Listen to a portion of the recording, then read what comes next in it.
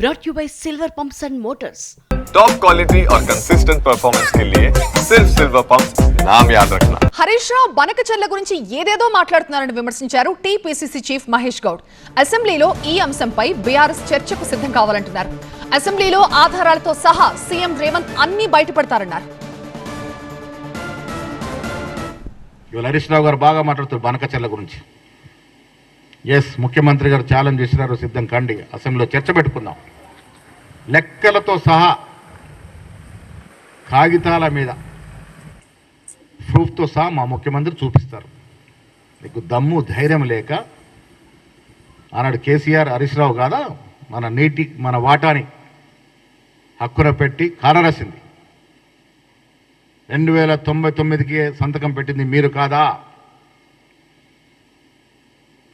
ఆనాడు చంద్రబాబు ముఖ్యమంత్రి ఉంటే చట్టా పట్టాలు వేసుకొని పాత దోస్తాని నెమరేసుకొని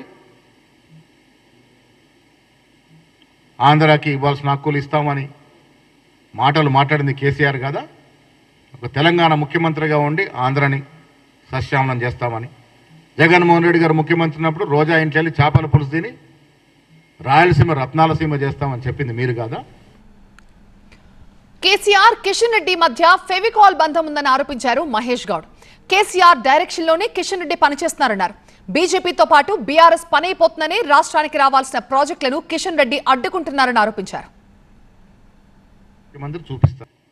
కేసీఆర్ ఫామ్ హౌస్ నుంచి డైరెక్షన్ వస్తే ఆ డైరెక్షన్ కిషన్ రెడ్డి గారికి పోద్ది. ఇది క్లియర్. 10 ఏళ్ళు కిషన్ రెడ్డి కేసీఆర్ కలిసి రాష్ట్రంలో రాజకీయాలు నడిపినారు. అడుగడుగునా కిషన్ రెడ్డి గారు మా ప్రాజెక్ట్ ఎందుకు అడ్డుకుంటా ఉన్నారు? కాంగ్రెస్కి పేరు వస్తే బీజేపీతో పాటు బీఆర్ఎస్ పార్టీ కూడా అయిపోతుందని. జగమెరిన సత్యము కేసీఆర్కి కిషన్ రెడ్డికి ఫెవికాల్ బంధం ఉందనేది.